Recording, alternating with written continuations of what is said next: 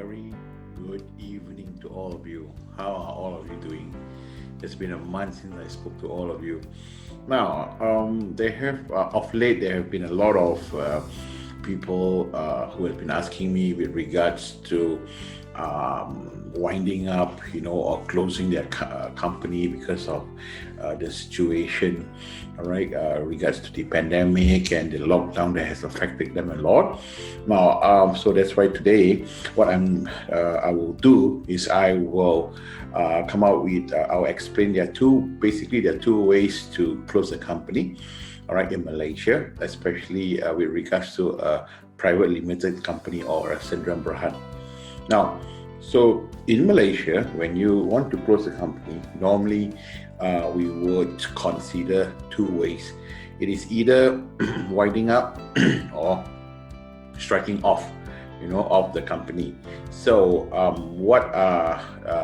and there are many reasons, why someone would want to close down their company. So, for example, when they ran out of capital and their business are no longer feasible to operate, business partners are no longer in good terms, or most probably they incur too much losses, or they are no longer have any business activities and etc. So this could be some of the reasons why people want to close their company. And basically, as I mentioned just now, there are two ways to close the company. Basically, either you wind up or you strike off. So in Malaysia, all right, in particular, all right, when you want to set up a company, or basically when you want to incorporate a company, it is relatively easy and it is fast. It is like as soon as one day. But when you want to close down a company here, it takes a much longer process. So, and let's look deeper into this. Now, to strike off a company, all right, you would normally, or should I say method one, when you want to strike off a company, it will cost you about 2,000 ringgit 500, 2,500 ringgit. So it is much cheaper, okay, than to do a winding up, right, or deregistration. So all outstanding tax with the Inland Revenue Board or Lembaga Hasil Dalam Negeri must be settled. Once you obtain the tax clearance letter from the Lembaga Hasil, then and then you can only file for a striking off. So for a dormant company, tax clearance letter is basically optional. So it will take at least 6 months for SSM to process, and any amount owing to the directors or shareholders shall be settled off. And there must also be a written consent to write off entirely, without paying back, and the liabilities of directors may still be enforced. So the court may reinstate or cancel the strike off if they found the business or the company still in operation within 7 years from the date it is strike off. So it is not so straightforward, but that is the method of striking off. Now let's look at the second method.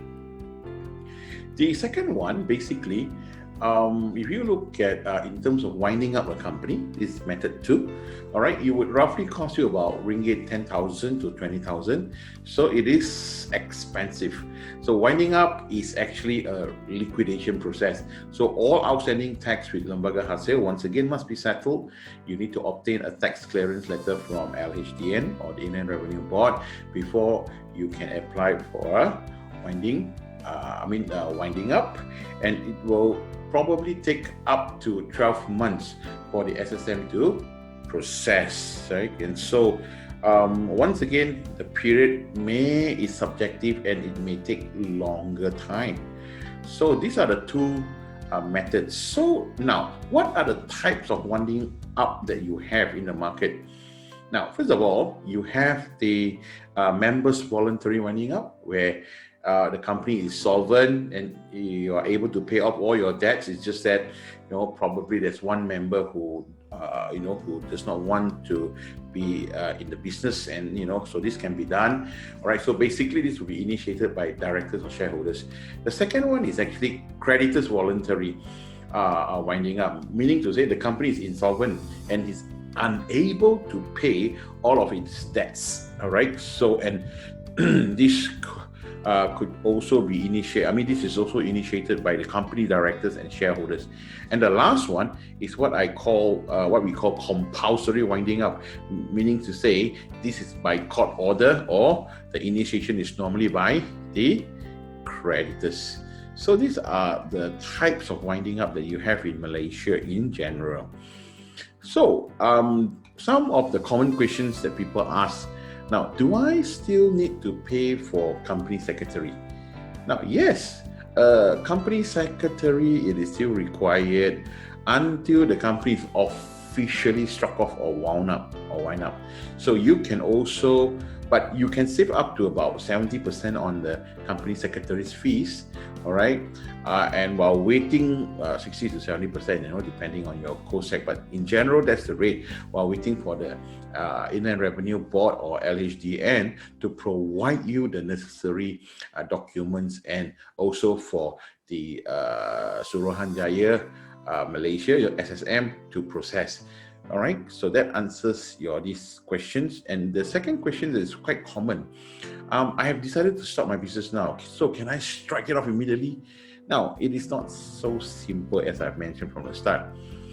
Your audited financial statement must show that there's no assets or liability left. So it is very important for the company that does not have any profit, and it must not be in operation, right? Then you can only proceed to strike off. All right. So you see the next question here is, what if there's no asset or liability but there are retained earnings? Very simple. If there are retained earnings, SSM will just reject your application to strike off, right? So will the director or shareholders automatically be bankrupt or blacklisted upon the striking off or winding up? No, they will not be bankrupt or blacklisted, so as many of you are worried about. However, SSM, all right, has the right to submit to court to blacklist the director if right, he has been found to have breached the Companies Act. All right. Now, the next one: what happens when the directors declares bankruptcy due to other reasons that I was mentioned earlier? Okay, while the winding up is in process, so the DG of insolvency or liquidation will basically take over and they will handle it. All right. So so there is nothing to be done, so it's as simple as that. So basically, these are some of the ways that you can actually do, that you can use basically two methods to close your company down: strike off and winding up. All right, so I hope this will give you some basics, all right, and some foundation on for you to make decision, especially when you are contemplating on whether to close the company or not. Okay, in either way, I still I hope that you will actually seek advice from people who are able to advise you, and also to think clearly on what to do next. There are many loans, there are many financial assistance that you can get from the government now, right? Even for smaller businesses, there are also micro loans, so on and so forth, that you can actually seek help.